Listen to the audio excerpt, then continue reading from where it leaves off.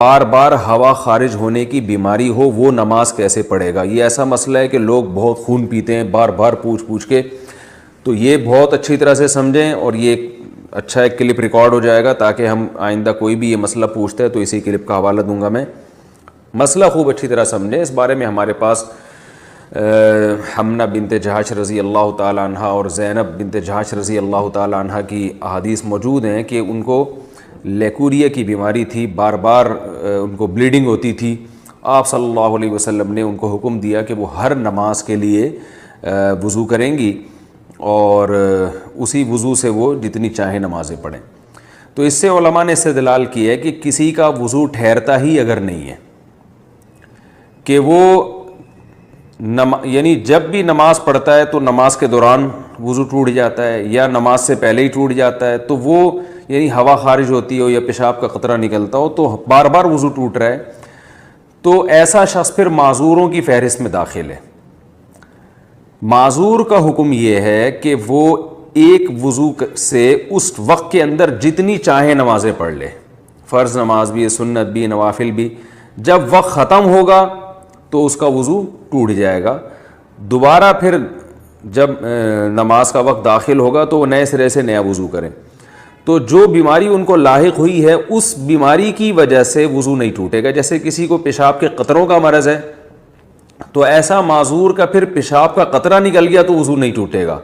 हाँ, हवा खारिज हुई तो वज़ू टूट जाएगा। और अगर कोई हवा का मरीज़ है और मेरी चूँकि थोड़ी सी मिज़ाह की भी आदत है, हमारे मदरसे में कुछ तलबा ऐसे थे जिनको कोई बीमारी थी, वो ना उनकी हवा बहुत खारिज होती थी तो उनको वो अलग से वो नमाज़ पढ़ते थे।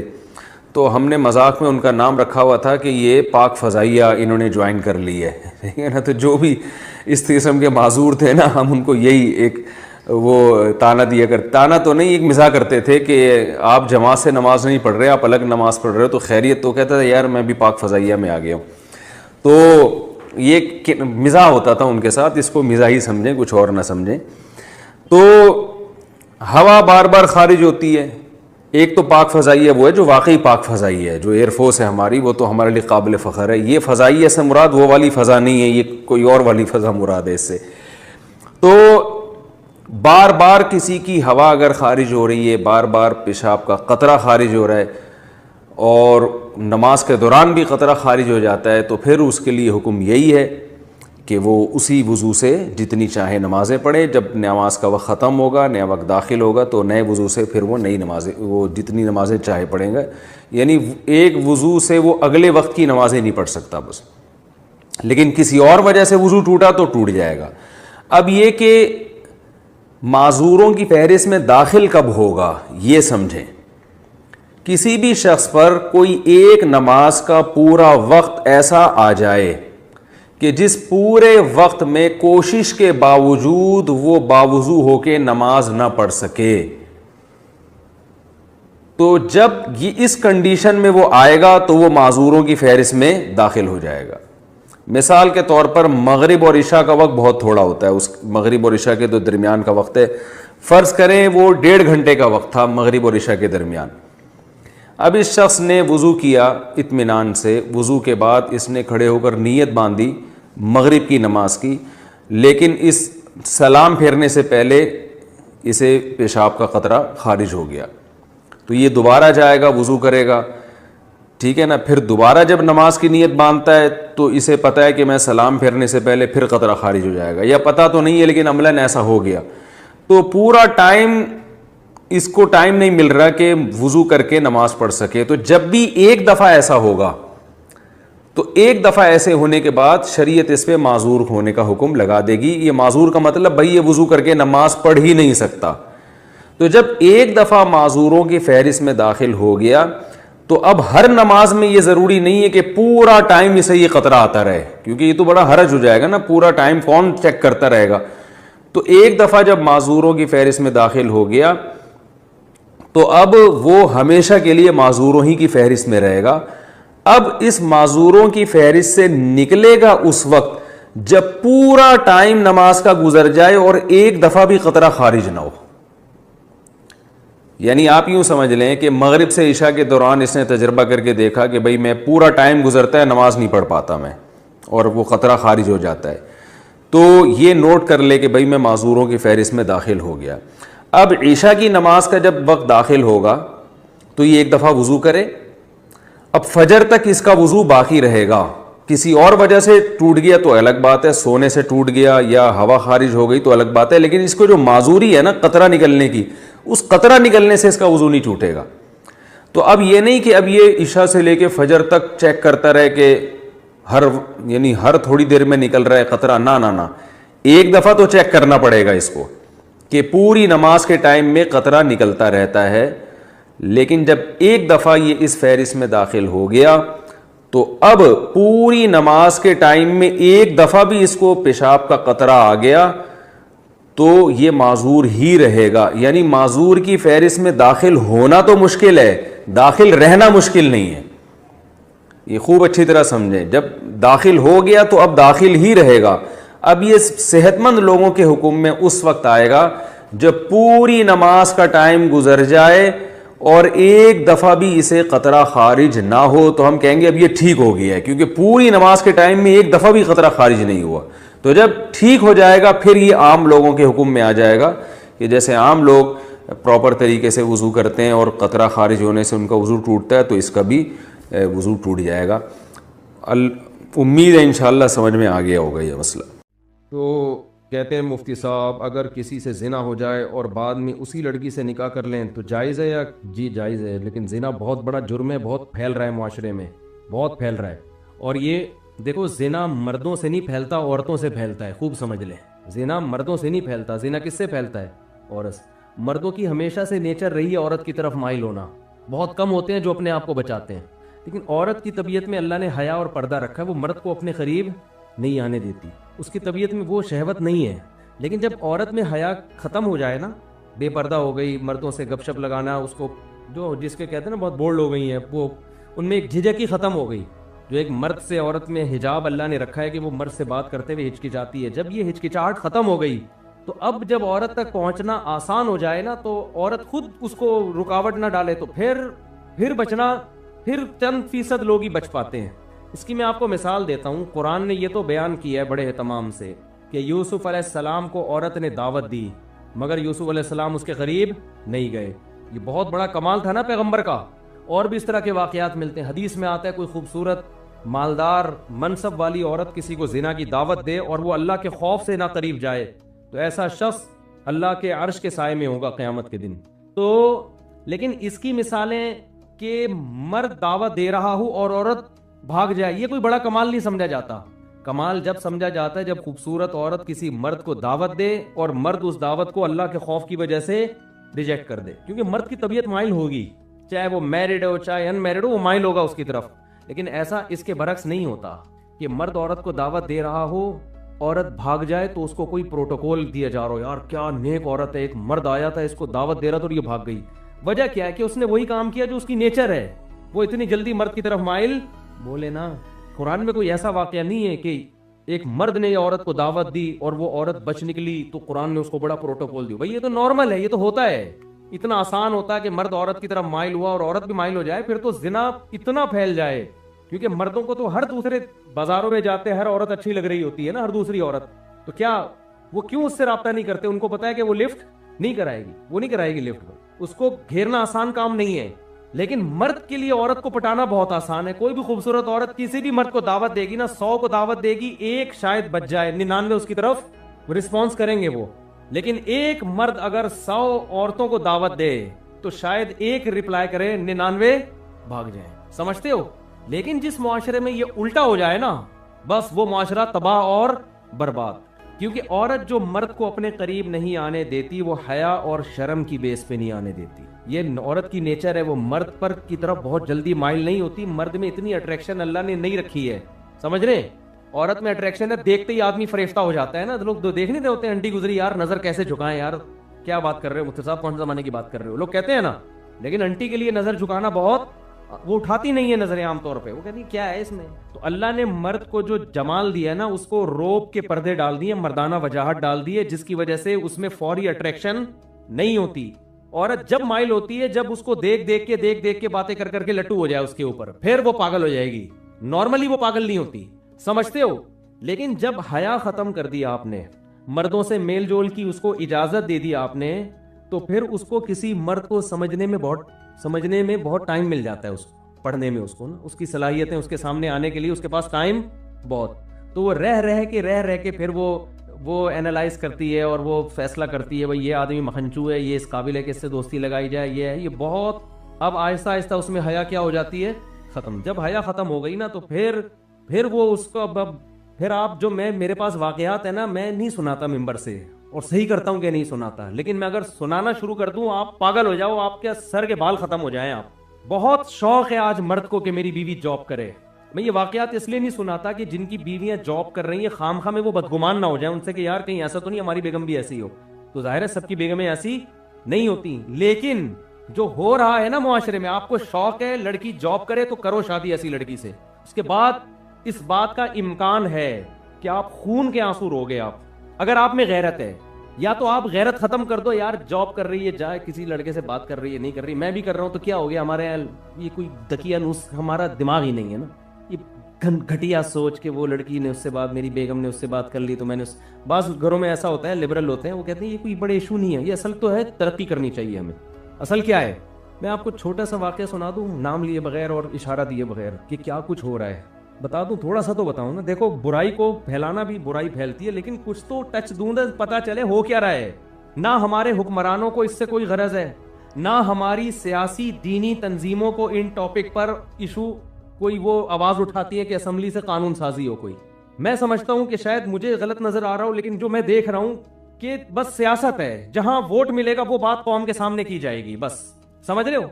अभी हो ये रहा है मुआशरे में चंद, यानी मैं बहुत ही मुबहम करके एक वाकया बता रहा हूं जिससे आपको ये सबक मिलना चाहिए कि ये फ्यूचर हमारा सबका तकरीबन ऐसा ही होने वाला है, ठीक है ना, समझते हो। बापर्दा लड़कियां जिनका नाखून कोई नहीं देख पाता था, जॉब की इजाजत दी उनको, आप जाएं जॉब करें, वहां टाकरा हो गया किसी से, जो होना था वो हो गया, वीडियोस बन रही हैं, फोश वीडियोस, चोर मोबाइल में पकड़ रहा है अपनी बेगम की किसी मर्दों के साथ, फिर वो तलाक देता है तो अदालत इसके जिम्मे खर्चा डाल दिया। समझते हो बात को। मुझसे लोग पूछने के लिए ये नहीं आते कि तलाक, मुझसे लोग इसको गोली मारना जायज है या नहीं है, इसको जो मैं नहीं लोगों को मशवरा देता गोली मारने का, बंदे का दिमाग यहां जा रहा होता है, इतना अजाब देती है औरत उसको, मर्द को, क्योंकि कानून मुकम्मल औरत को सपोर्ट करता है, समझते हो। जज कभी नहीं कहेगा कि तेरी बीवी किसी ईसाई से जिना कर रही है, हिंदू से जिना कर रही है, बच्चे नाजायज पैदा कर रही है, लिहाजा तुझे तलाक देने का हक है, हम तेरे ऊपर इद्दत का खर्चा नहीं डालेंगे, बच्चे तेरी कस्टडी में रहेंगे। जज ये कभी भी फैसला नहीं करेगा। आपकी बेटियां बालिग हो चुकी हैं, आपकी अल्लाह न करे जौजा जो मर्जी करती रहे, अदालत आपकी बेटियां उठा के उसके हवाले कर देगी, उसी जानी की कस्टडी में आपकी बेटियां पलेंगी। समझ में आ रही है बात कि नहीं आ रही है। अल्लाह करे आपके साथ ऐसे हालात ना हो, लेकिन हमारे मुल्क का कानून, हमारी अदालतें, हमारे लिबरल लोग और हमारी मजहबी जमातों का गूंगा होना, हमारी मजहबी जमातें भी गूंगी हैं इस बारे में, कोई आवाज नहीं उठा रही। फैमिली लॉस के बारे में कोई धरना नहीं, कोई कंटेनर नहीं, कोई रोड ब्लॉक नहीं। आसिया बीबी का केस उठा लेंगे हर 2-4 दिन के बाद, तो कादियानियों का इशू उठा लेंगे, ठीक है वो भी सही है यार, ये मसले भी तो उठाओ ना तुम बैठ के। तुम्हारा पूरा खानदानी निजाम की वाट लग गई है, तबाह हो गया है तुम्हारा सारा, औरत को तलाक का इख्तियार दे दिया अदालतों ने, कोई तो आवाज उठाए। इस्लामी नजरियाती काउंसिल में मैंने अपनी आवाज पहुंचाने की कोशिश की, वहां भी खामोशी है। तो क्या दुकानें खोल के बैठे हुए हो तुम, क्या मजहब के नाम पे कर रहे हो भाई तुम। चीख रहा हूं मैं एक अरसे से, मैं लोगों के हालात देख रहा हूं।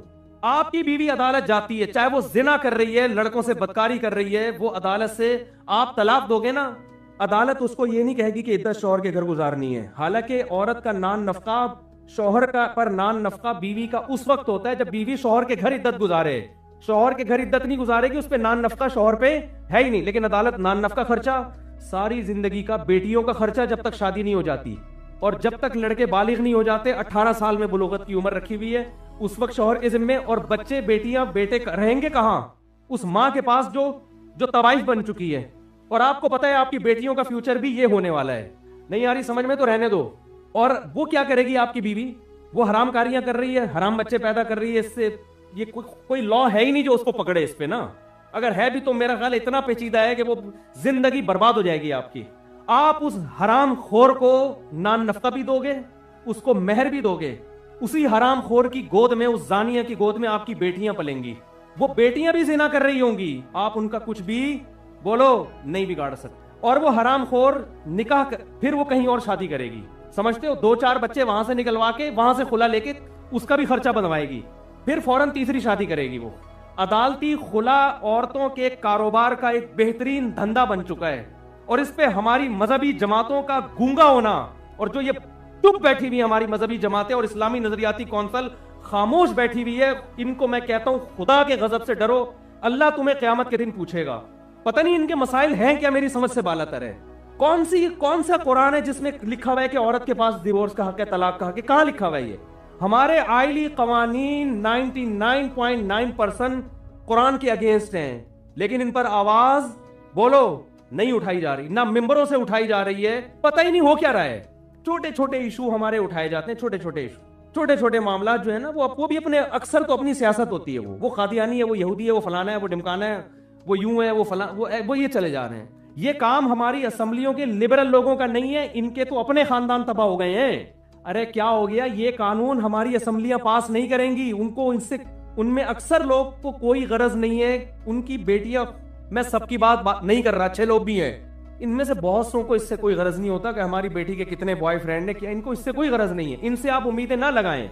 लेकिन मेरे भाई, इस कानून के खिलाफ बहुत मजबूत आवाज उठाने की जरूरत है।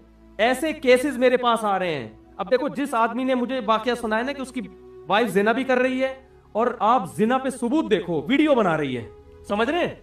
ये एक केस होता ना तो शायद मैं बयान ना करता, बहुत है, बहुत से ज्यादा है, बहुत कलफ हल्का है इसके लिए, और कानून सपोर्ट कर रहा है उसको, आपका लॉ, आपका जज सपोर्ट कर रहा है उस औरत को। यार वो कर रही है, जो मर्जी कर रही है, मर्द को ये तो हक दो ना कि उसको तलाक तो दे सके तमीज के साथ।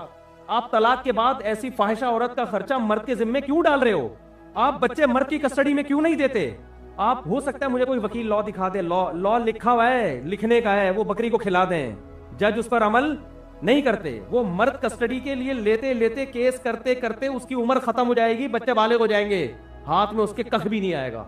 इल्ला ये कि आपके जज के भी आप बाप हो, वो आपको बहुत ही बड़ी फिल्म हो, फिर आप जज को फोन करके डरा धमका के अपने हक में बच्चे ले लो तो हो या, वरना नहीं होता। और फिर वही जानिया फाहिशा औरत आपके बच्चों को आपके खिलाफ सारी जिंदगी बोलो वरगलाती भी रहेगी। चंद महीने पहले एक आदमी मुझसे मिला, कह रहा मैं 28 साल के बाद अपने बेटे से मिला हूं, 28 साल के बाद, और वो भी कमबख्त विरासत लेने के लिए आया हुआ था कि अब्बा दुनिया से जाने वाले हैं, तो अब विरासत में राले टपका के बोलो बैठ जाओ। नहीं आ रही मेरा ख्याल है बात समझ में आप लोगों के? जब गुजरती है ना जिस पे, वही जानता है, वही जानता। तो उसी जानिया के पास बेटियां भी पल रही हैं, वो भी वही धंधे शुरू किए हुए उन्होंने। और हमारे यहाँ तो फिर भी थोड़ा सा होता है, यूरोप अमेरिका में तो बिल्कुल ही आउट ऑफ कंट्रोल। वहां तो लोग बताते हैं कि मेरे बेटे को अदालत ने, पुलिस ने मेरी गोद से छीन के फाहिशा मां के हवाले किया है, जबकि बच्चा रो रहा था कि मैंने बाप के साथ रहना है। वहां तो वो तो खवातीन के हुकूक के बहुत ज्यादा अलंबरदार है ना। और आपको भी शौक है मॉडर्न लड़कियों से शादी का, समझ में नहीं आ रही मेरा ख्याल है बात? आपको भी शौक है मॉडर्न लड़कियों से, बोलो ना, शादी का बहुत ज्यादा शौक है, एजुकेटेड हो, मॉडर्न हो, एक्चुअली हो, ये, और एक्चुअली मेंटल लेवल होता है, और करो फिर शादी, भुगतो। मेरे पास तो जब केस आता है, मैं कहता जब आपके पास कोई बापरदा बाहया रिश्ता आया होगा, दकियानूस समझ के रद्द कर दिया होगा आपने, समझ रहे हो ना यार? एक एक लड़की के 10-10 लड़कों से यूनिवर्सिटियों में दोस्तियां होती हैं, इन पे कोई रोक टोक नहीं है। शादी हो गई, मैं नहीं कह रहा कि उसके अभी भी उससे ताल्लुक है, कॉलें तो आती हैं, और तुम कैसी हो, शादी के बाद खुश हो, नहीं हो, ये सेटिंग। इससे क्या हो रहा है कि, और औरत को पता है मेरे मियाँ की भी कोई कम गर्लफ्रेंड्स नहीं होंगी। आपस में जो मियाँ बीवी का जो ताल्लुक था ना, जिसकी बेस एतमाद पर थी, मियाँ को पता था ये सिर्फ मेरी है, औरत को पता था ये सिर्फ मेरा, वो एतमाद क्या हो गया, खत्म। किसी दिन ये इसका मोबाइल देख ले तो ब्रेन हेमरेज हो जाता है, वो इसका मोबाइल पकड़ ले तो छुपाओ एक दूसरे से मोबाइल को ना, तकियों के अंदर छुपा छुपा के रखो। क्या हो रहा है यार, ये क्या मजाक है ये भाई? आपकी यूनिवर्सिटी आपको ये कल्चर दे रही है? क्या करना है ऐसी डॉक्टर लड़कियों का आपने, क्या करना है ऐसी MBA लड़कियों का आपने? और बीवी जब किसी को बनाते हो तो सबसे पहले तो ये एतमाद होना चाहिए आपकी घरवाली है यही, आपके अलावा इसका किसी से रिलेशन नहीं है। वो जाहिल हो, गंवार हो, देहाती हो, ज्यादा अच्छी है उस एजुकेटेड से जिसके बारे में आपको एतमाद ही नहीं है कि इस कमबख्त का किस से रिलेशन है। इसका वसवसे पैदा हो रहे हैं, मियाँ को बीवी के बारे में, औरत को शौहर के बारे में, दोनों एक दूसरे पर एतमाद नहीं कर। मैं नहीं कह रहा सारे ऐसे हैं, आप कहीं ये ना समझे कि मैं पूरे मुआशरे को गलत करार दे रहा हूं, लेकिन मुआशरा इस ट्रैक पे चल पड़ा है, आज नहीं तो कल हो जाएगा। अगर इसको अभी आपने कंट्रोल नहीं किया तो यूरोप अमेरिका में तो बिल्कुल ही औरत मर्द को तिगनी का नाच नचा देती है। एक साहब का फोन आया कि मेरी बेटी सारा दिन मोबाइल पे लगी रहती थी, सारा दिन, यूरोप की बात कर रहा हूं, सारा दिन मोबाइल पे। उसको मैंने समझाया बेटा एक टाइम होता है, मैं जब घर आ रहा हूं सलाम तो करो मुझसे। 14-15 साल की लड़की है, बाप आ रहा है तो अब्बू अस्सलाम वालेकुम कुछ तो बोलो ना, कुछ पानी का पूछ लो। नहीं, लगी हुई है किस पे? मोबाइल पे। कह रहे मैंने गुस्से में आके एक थप्पड़ लगा दिया उसको। थप्पड़ क्या लगाना था, पुलिस आई है, पुलिस बेटी को लेके गई। पहले तो 1 हफ्ता बेटी को अपनी कस्टडी में रखकर माँ बाप के खिलाफ वर्गलाती रही है। समझ रहे हैं बात को कि नहीं समझ रहे? ये है मोटिवेशनल स्पीकर जो वहां से सीख सीख के आ रहे हैं ठीक है ना। ये सारी नॉलेज तो वहीं से आ रही है ना हमारे माहिर नफ्सियात के पास। उस बच्ची, वो माँ उसकी रो रही है कि मेरी बेटी को तो बिगाड़ दिया इन्होंने।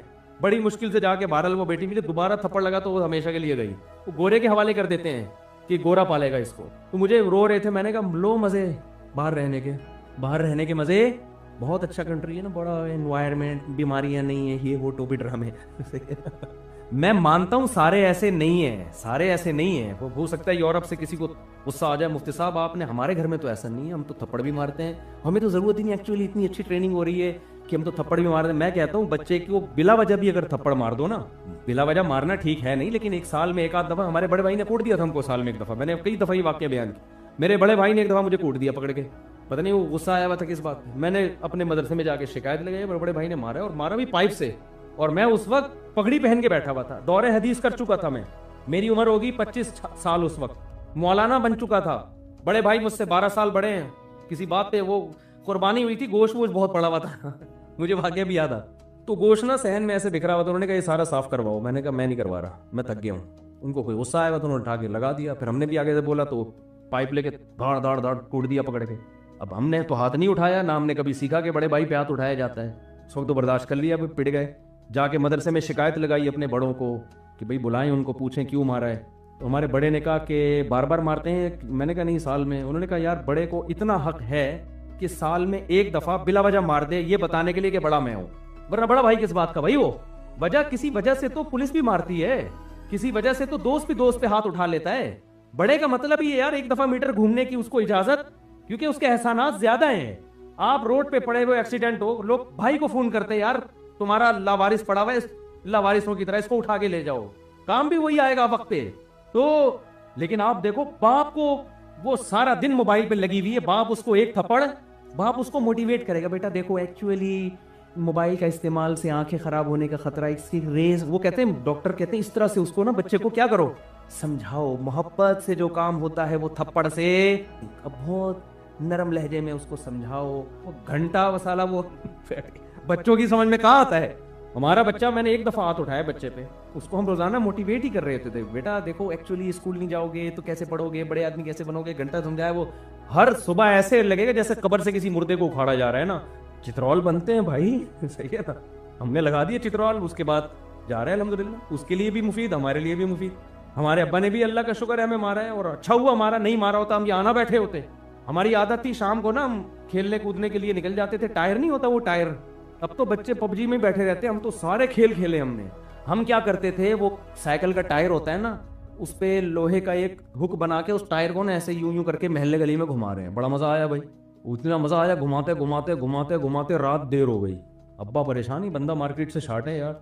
और फिर वो लड़के भी जिनके साथ हम खेल रहे थे वो भी जरा ओबाश किस्म के लड़के, सारे बदमाश टाइप के। अब्बा ने मुझे 2 दिन 3 दिन मना किया, बेटा इन लड़कों के साथ आप, अब मजा ही ऐसे बदमाशों के साथ आता है आपको पता है, और पढ़े लिखे लड़कों के साथ क्या बैठ के आदमी यार, वो क्या बातें करेंगे, उनके पास बातें ही नहीं होती करने के लिए, इनके पास किस्से कहानियां बदमाशियां। अब्बा को डर था कहीं नशे वशे में ना लग जाओ भाई, हर तरह के लोग हर तरह। तो 1 दफा 2 दफा, तीसरी दफा में मुझे याद है, मैं जब घर आया तो मेरे सफेद कपड़े थे, बिल्कुल काले हुए थे मिट्टी से, मेहमान भी घर में आए हुए थे, मैं चुपके से जा रहा था, अब्बा ने बुला लिया और अल्हम्दुलिल्लाह तबीयत से सगीरा कबीरा गुनाह माफ कर दिया। उस वक्त तो बहुत बुरा लगा यार, ये क्या हो रहा है हमारे से लेकिन मोटिवेशन से नहीं, हर चीज नहीं होती, ये तो शरीयत का भी हुक्म है। अगर मोटिवेशन ही काफी होती तो किसी भी कंट्री में पुलिस क्यों रखी हुई है फिर, है भाई? गवर्नमेंट मोटिवेट करे ना पब्लिक को कि लाल बत्ती मत तोड़ो, और देखो ऐसे चलो, ऐसे कचरा मत फेंको, भाई फाइन है। ये हांगकांग जो इतना नीट क्लीन मुझे नजर आया, मैं हैरान यार, इतना हांगकांग गया इतना साफ, पता चला भाई यहाँ जरा सा कचरा फेंको ऐसी तबीयत से फाइन लगता है ना कि आपकी तबीयत हरी हो जाती है। हमारे यहाँ कोई फाइन नहीं है, मोटिवेशन है, सफाइयों पे बयानात, और महकमा सफाई वाले भी सिर्फ बयानात ही कर रहे हैं महकमा सफाई पे, वो भी सफाई नहीं कर रहे। तो ये कहा देख लो हशर क्या हुआ है गटर के ढक्कनों का और सब, ये तो अल्लाह का हुक्म है सख्ती करना, हाँ बिला वजह की सख्ती ना हो। तो अल्लाह मियाँ ने भी मर्द को औरत को मातहत बनाया है शोहर का, हुक्म दिया इससे अच्छा सलूक करो, इस पे हाथ ना उठाओ, मोहब्बत से रहो, लेकिन अथॉरिटी दी है, अथॉरिटी दी है कि एक हद तक है, अगर ये लिमिट्स क्रॉस कर रही है शरीयत ने आपको सख्ती की इजाजत बोलो दी है। लोग आते हैं ना मेरे पास, मेरी बीवी रूठ के चली गई है, आ नहीं रही, तो मैं उनसे कहता हूँ भाई पहले तो आप हुकूक अदा कर रहे हो, हाँ भाई अपनी तो मुझे तसल्ली हो जाती है ये बंदा ठीक है, बंदा गलत नहीं है, कह रहे फिर भी नहीं आ रही, तो मैं कहता हूँ फिर अब आपका कसूर, क्योंकि अब आप तमीज से लाने की कोशिश कर रहे हो और तमीज मार्केट में हर जगह बोलो चलती, अब तमीज नहीं होगी। अब आप अपना एटीट्यूड थोड़ा सा क्या करो। और मैंने देखा है बड़े बड़े बदमाश हैं, घर उजड़ गए थे उनके, उन्होंने बदमाशी की, खुशी खुशी में अभी जिंदगी गुजार रहे हैं। दामाद भी इस तरह बाज दफा तमीज से नहीं काबू आता, बदतमीजी करनी पड़ती है तो काबू आ जाता है। तो असल तो शरीयत में मोहब्बत और तमीज ही है, लेकिन एक हद तक है, उसके बाद तमीज बोलो नहीं चलती। फिर ये है कि भाई वही तो तभी बेचारे ने एक पर्चा लिख कर दिया ना पिछले हफ्ते के मुफ्ती साहब, हजरत मौलाना तारिक जमील साहब का बयान सुनता था, मेरे अखलाक बहुत अच्छे हो गए थे, आपका बयान सुन के मेरे अखलाक क्या हो गए हैं, खराब हो गए। तो जब इस तरह की बातें सुनेगा तो खलाक, तो ये हर जगह बद अखलाकी फिट करने की नहीं है, असल मोहब्बत है, असल अखलाक है। लेकिन कुछ बाज दफा घी सीधी उंगली से नहीं निकलता, तो वहां क्या है टेढ़ी उंगली से निकालना पड़ता है, वरना घर बर्बाद हो जाएगा, तबाह हो जाएगा घर। तो थोड़ा सख्ती, इन चीजों में सख्ती करो। समझते हो कि नहीं समझते? और बेगम घर की, मैं नहीं कह रहा पढ़ी लिखी तो अच्छी होती है लड़की, लेकिन पहले देखो घरेलू भी तो है कि नहीं है। एजुकेटेड हो वो घरेलू हो, होम मेकर, घर को संभालने वाली, घरदारी वाली, बच्चों को पालने वाली, बाहया बापर्दा। अल्लाह पैगंबरों के लिए हया वाली औरतों का इंतखाब करते हैं, हया वाली औरतों का। पैगंबर की बीवी कभी बदकार नहीं होती। लूत अलैहिस्सलाम की जो ज़ौजा थी ना, वो खुद बदकार नहीं थी, खुद बदकार नहीं थी, लेकिन बदकारों को सपोर्ट करती थी, कोई माली लालच थी उसकी। पैगंबरों की बीवियां गैर मुस्लिम हुई हैं, बदकार नहीं हुई हैं। तो आप ऐसा लिबरलिज्म की तरफ जा रहे हो मेरे भाई कि ये तो आपके मुआशरे को बिल आखिर तबाह कर देगा। तो अपनी घरवाली को बोलो बेगम ये तुम्हारा घर है, घर से निकलने से पहले मुझे बताया करो कहाँ जा रही है, इतनी निगरानी रखना। बोलो जरूर, मैं शक नहीं कर रहा, बताओ कहाँ, और जहां भी हो मैं जब फोन करूं तो मुझे बता दो भैया बैठी हुई हूं, तो ठीक है, मुझे कोई इतराज नहीं। अपनी खाम ऐसे दकियानूस ना बन जाए कि एक साहब ने इतने सख्ती की हुई थी, बाहर से कुंडी ताला लगा के जाते थे, ये कुछ ज्यादा हो गई है ना इतना भी नहीं है यार, जब भी घर से जा रहे हैं तो ऐसा नहीं होता। इतना लिबरल भी ना हो जाओ जैसे हमारे लिबरल लोग हो गए हैं कि बेगम साहबा जॉब भी कर रही हैं, हंस हंस के बातें भी कर रही हैं मर्दों से। और फिर मैं बता दूं, ये मकसद हरगिज़ नहीं है कि जो लड़कियां जॉब कर रही हैं वो ख़राब है, ऐसा नहीं है, ये हरगिज़ मकसद नहीं है। बहुत सी जॉब करने वाली घरों में रहने वालियों से ज़्यादा पाक दामन है। लेकिन ये जो हमारा कल्चर बिल आखिर इस कल्चर की वजह से जाएगा उधर ही जहां यूरोप पहुंचा हुआ है। किसी ने कहा ना अंग्रेज झूठ नहीं बोलते, वाकई सही बात की, झूठ नहीं बोलते।